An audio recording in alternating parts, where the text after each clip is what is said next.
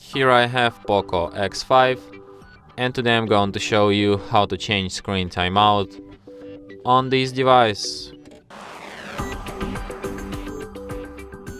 So to do this, firstly you have to open settings, then you have to go to the always on display and lock screen, and here you have sleep.